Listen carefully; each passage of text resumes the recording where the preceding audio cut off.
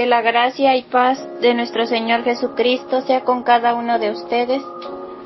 Les habla su hermana en Cristo, Vianey Hernández, y continuamos con el estudio del libro del Éxodo,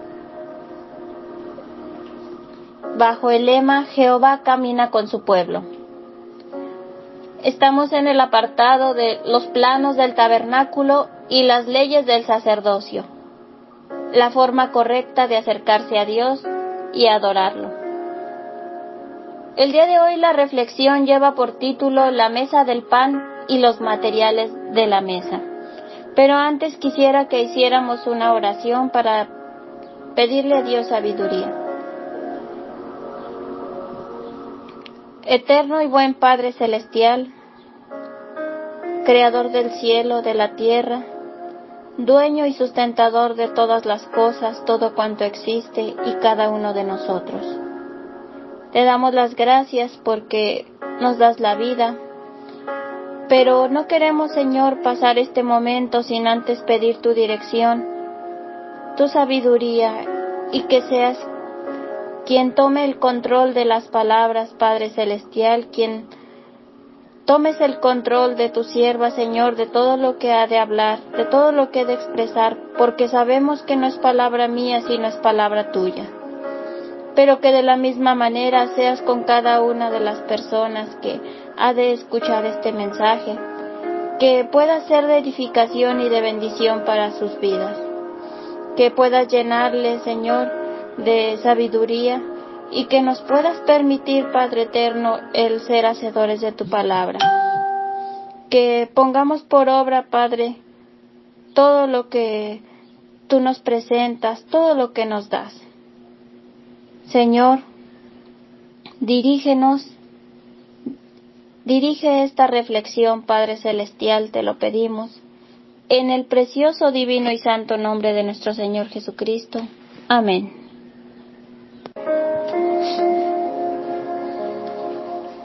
Una necesidad básica del hombre es alimentarse. Constantemente nuestras acciones, nuestros pensamientos se dirigen hacia satisfacer esta necesidad básica. Muchas veces decimos, si no trabajo, no como. Solo me levanto y pienso en comer. ¿Qué voy a hacer hoy de comer? ¿Qué vamos a comer? Saciar el hambre es una necesidad constante. Cuando el hombre sacia su hambre física, sabemos que puede llevar adecuadamente una vida normal, porque a través de los alimentos habrá obtenido los nutrientes necesarios para el cuerpo. Sin embargo, cuando se ve privado del alimento por un largo tiempo, el cuerpo se debilita, se enferma, y sabemos que finalmente llegaría a la muerte. Y estamos hablando del hambre física. Pero esta hambre física es una ilustración de la vida espiritual. Así es, también se tiene hambre espiritual. Y es totalmente normal que cuando la identificamos, el ser humano la busque satisfacer.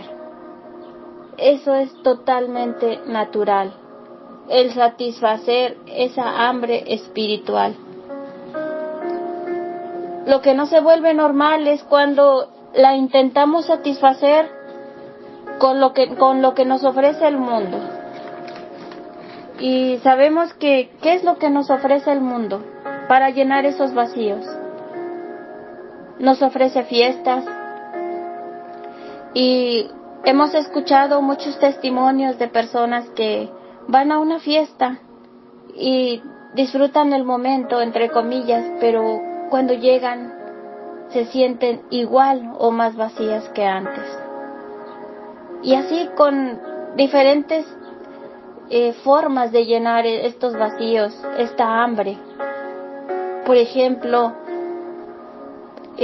por medio de la comida, por medio de la bebida, del alcohol, de los placeres sensuales. buscando quizá un exceso de bienes materiales, una búsqueda de dinero, de propiedades, buscando reconocimiento y fama, estatus, poder, sexo ilícito, y pudiéramos enumerar muchas otras situaciones más que al fin siguen dejando un vacío, siguen dejando esa hambre todavía más de la que se tenía al inicio en el ser humano. Pues solamente es Dios quien puede saciar esos vacíos, el único que puede saciar el hambre del corazón del ser humano. Y de eso hablaremos el día de hoy, de la mesa del pan de la proposición. Pues la mesa nos muestra a Dios como la provisión de vida, aquel que nos brinda lo necesario para satisfacer el hambre humana. El día de hoy analizaremos sobre el segundo elemento del mobiliario del tabernáculo.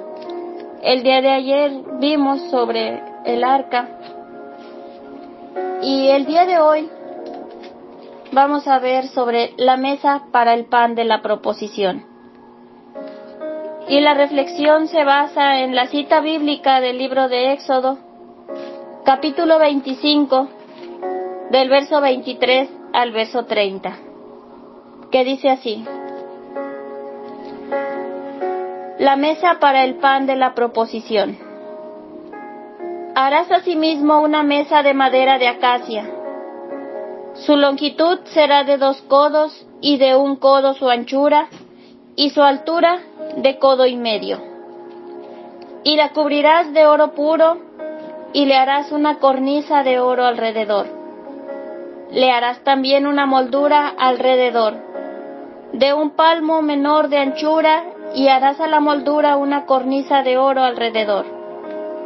Y le harás 4 anillos de oro, los cuales pondrás en las 4 esquinas que corresponden a sus 4 patas. Los anillos estarán debajo de la moldura. Para lugares de las varas, para llevar la mesa. Harás las varas de madera de acacia y las cubrirás de oro, y con ellas será llevada la mesa.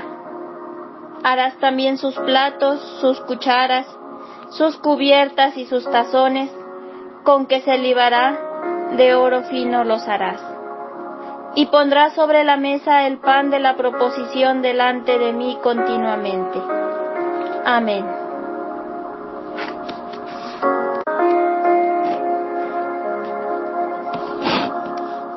Bien, pues nos damos cuenta que la mesa no estaría en el lugar santísimo, sino estaría en el lugar santo. En el lugar santísimo se encontraría solamente el arca que simboliza el trono de Dios.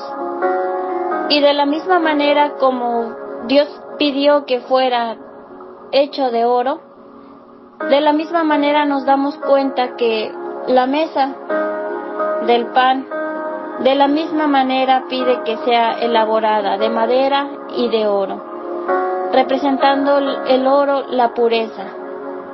Y nos damos cuenta aquí que esta mesa que estaría justo delante de la presencia y el rostro de Dios, se encontraría frente al lugar santo. Estaría afuera del velo interno que separaba el lugar santo del lugar santísimo.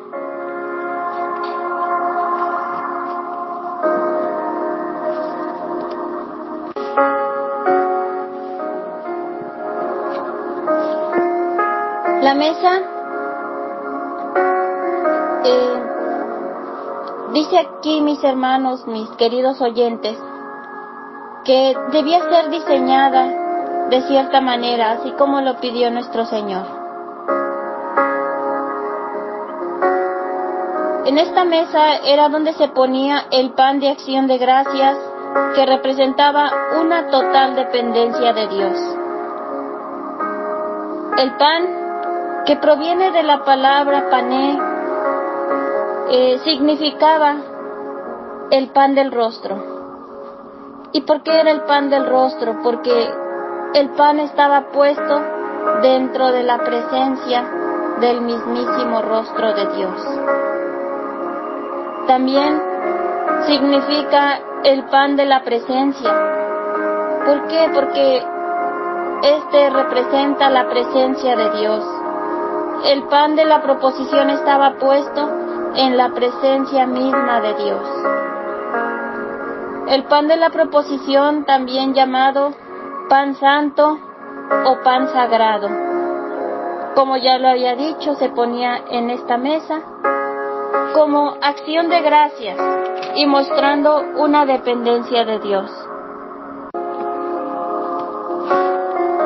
Dios mismo fue quien planificó la construcción de la mesa del pan de la proposición. Leímos que debía ser elaborada, que fue elaborada de madera de acacia.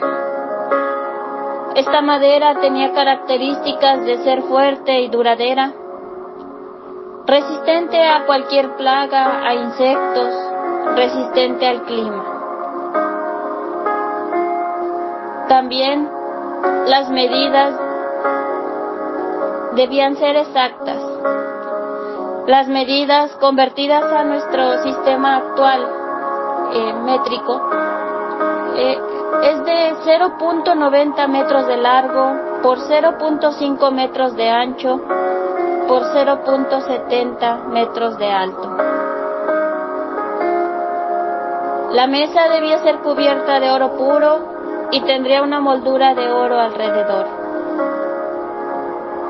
Tendría 4 anillos de oro, una por cada esquina correspondientes a cada pata de la mesa, que servirían para meter las varas con que se cargaría la mesa. Asimismo, las varas con las que se cargaría la mesa debían ser de madera de acacia y de la misma manera cubiertas de oro. Los platos, las cucharas y las cubiertas de la mesa debían estar hechos de oro, al igual que los tazones y las jarras para derramar libaciones. Nos damos cuenta que el Señor puso mucho cuidado para decirles todo al respecto.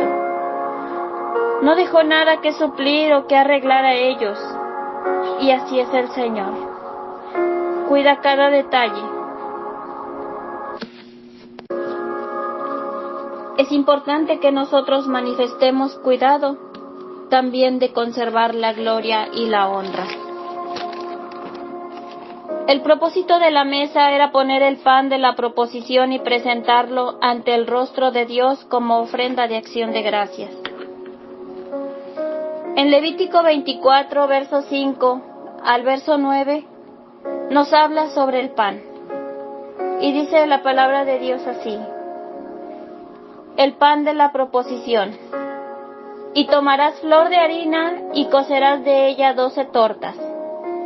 Cada torta será de 2 décimas de efa.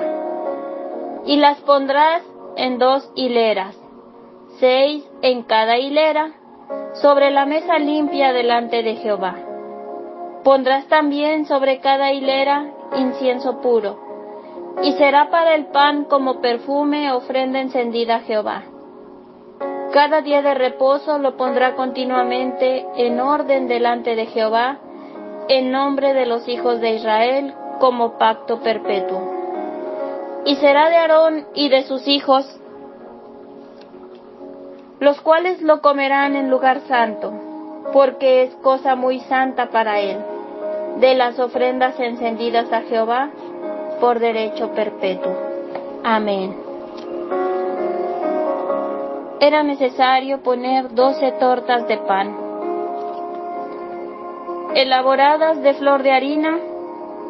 Esto quiere decir que eran elaboradas con harina de primera calidad, equivalente a 4.4 litros de harina. Eran distribuidas en 2 hileras, esto quiere decir 6 tortas por cada hilera. Se debía esparcir incienso sobre cada hilera de panes. Era una ofrenda encendida.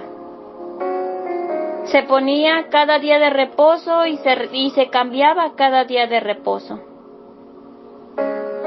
Esta ofrenda se presentaba en nombre del pueblo como mandato perpetuo. Los sacerdotes lo debían comer, pero solo en un lugar santo, puesto que era una ofrenda para el Señor. Las 12 tortas también tienen su representación, porque representaban una ofrenda hecha por cada una de las tribus de Israel, en agradecimiento a Dios. Y esta ofrenda representaba gratitud. Gratitud por parte del pueblo. Gratitud por todo lo que Dios estaba haciendo por ellos y por lo que había hecho y por lo que haría.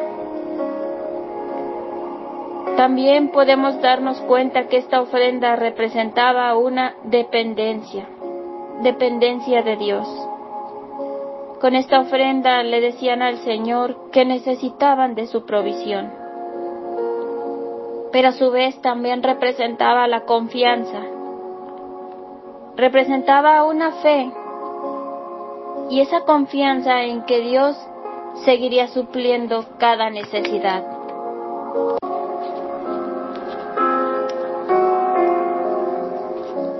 Aquí podemos ver que Jesús es el pan vivo.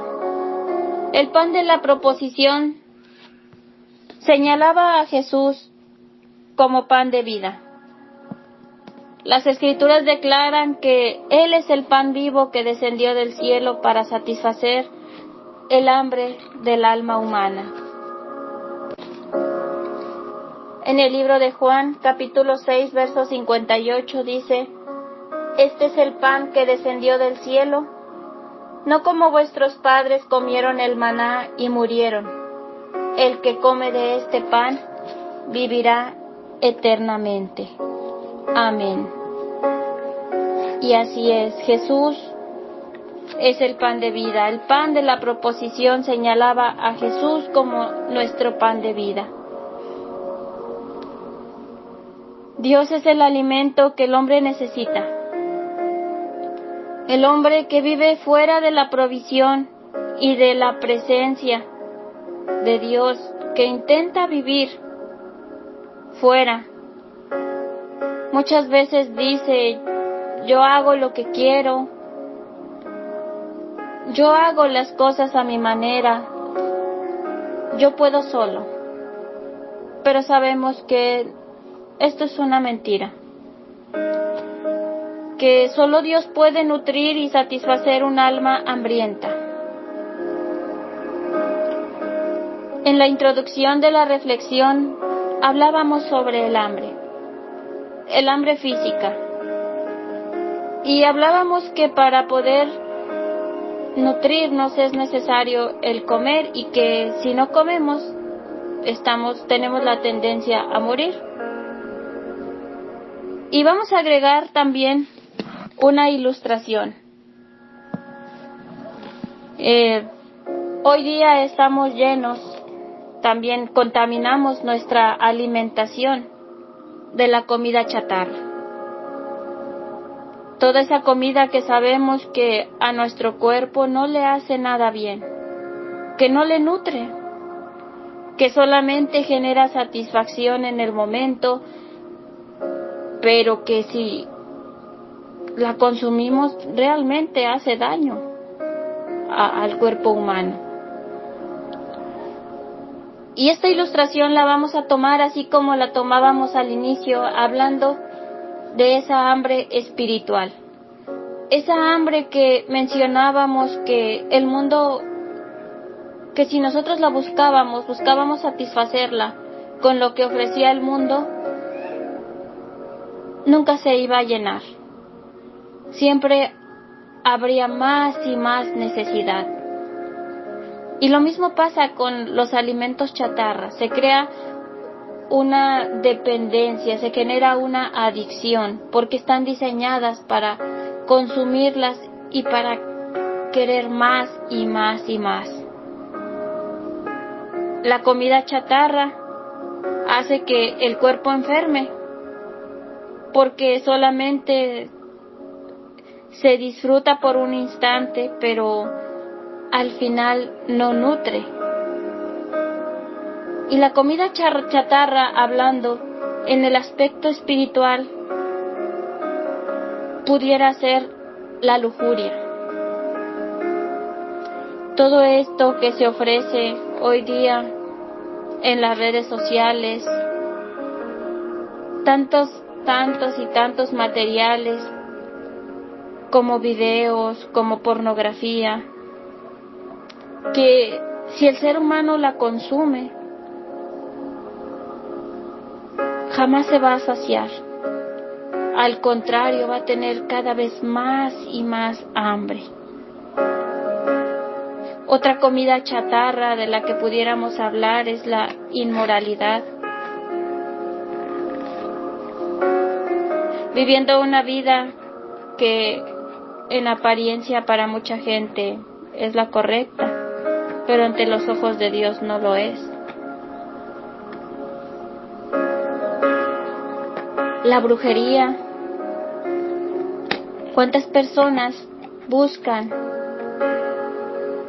soluciones en ritos, en limpias, buscando a personas que les prometen el solucionar sus problemas de amor, solucionar sus problemas de trabajo o alguna situación que se les presente? Los celos también, pudiéramos decir que es una comida chatarra porque no llena, al contrario, enferma. La pereza también es considerada una comida chatarra. Las disputas, el orgullo, la vanagloria, la idolatría, las enemistades, los chismes, el sentir envidia de las otras personas, de lo que ellos tienen, de lo que ellos logran, de cómo se ven, la sensualidad, que también es un tema engañoso, los conflictos, aquellos arrebatos de ira que se nos presentan ante cualquier situación y que cuando menos nos damos cuenta ya estamos involucrados en ellos. Las borracheras, la holgazanería. Y así podríamos decir una lista infinita de comida chatarra. De comida chatarra que hace que esa vida espiritual enferme cada vez más y más. Pero como ya habíamos mencionado, el único alimento que el hombre necesita es Dios. No hay nada fuera de Él. El pan que nutre es nuestro Señor Jesucristo. Él es el único capaz de satisfacer el hambre del corazón. Él es el único capaz de suplir todas nuestras necesidades, tanto físicas como materiales, como espirituales, porque dice la palabra de Dios que busquemos el reino de Dios y su justicia, y todas las demás llegarán por añadidura. Nuestro Señor Jesús es quien nos provee el sustento diario. Nos provee ese sustento material, pero también ese acompañamiento espiritual. Ante cualquier situación, ante cualquier adversidad, Él nos acompaña, Él nos sustenta, Él nos conforta, Él nos sostiene. Si bien no quiere decir que no pasemos adversidades, sí las vamos a pasar, pero tomados de sus manos, la carga es ligera. El pan que Jesús nos ofrece es un pan que nutre la comunión unos con otros. Qué hermoso es contar con una hermandad sincera, contar con una familia en Cristo, contar con esa verdadera comunión sin fingimientos, con ese apoyo mutuo ante la adversidad. Es una delicia. Y este es el pan que nos ofrece nuestro Señor Jesucristo. Pero si bien es cierto, necesitamos buscar el pan, necesitamos comer el pan, necesitamos llenarnos de este pan.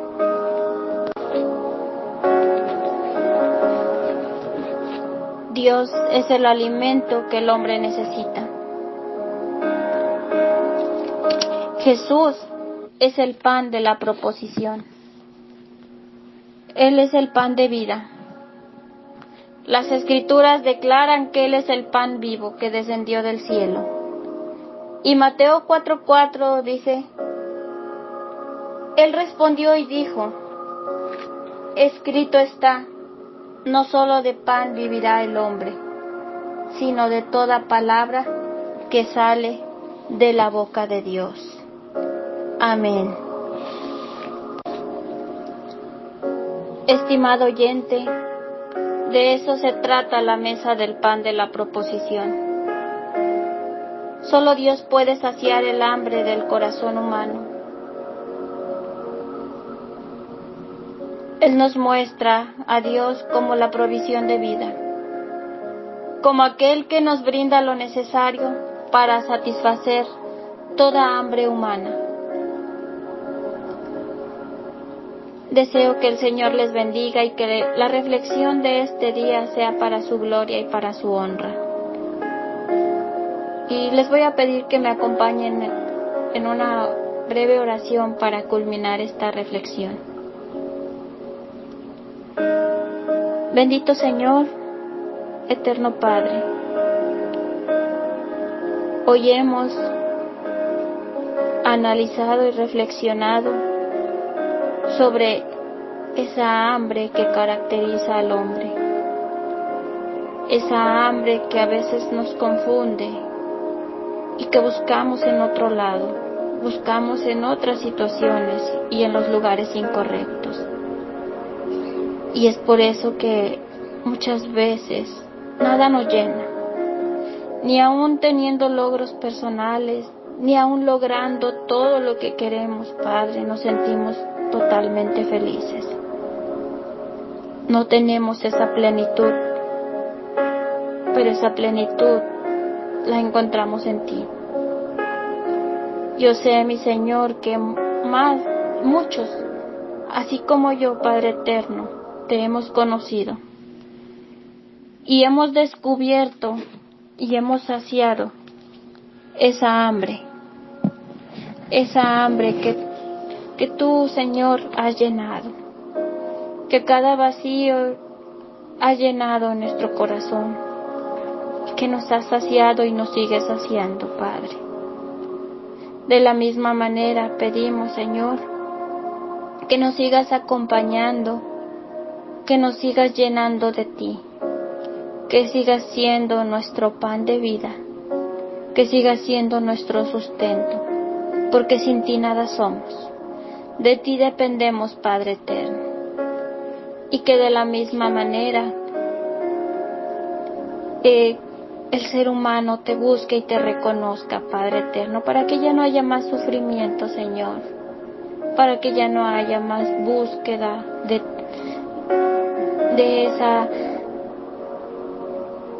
llenar esa hambre, Padre, en los lugares incorrectos, porque la verdad viene de ti.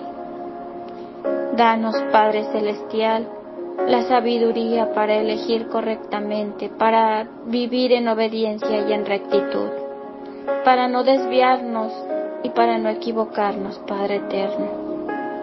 Te lo pedimos, Señor, En el precioso, divino y santo nombre de nuestro Señor Jesucristo. Amén.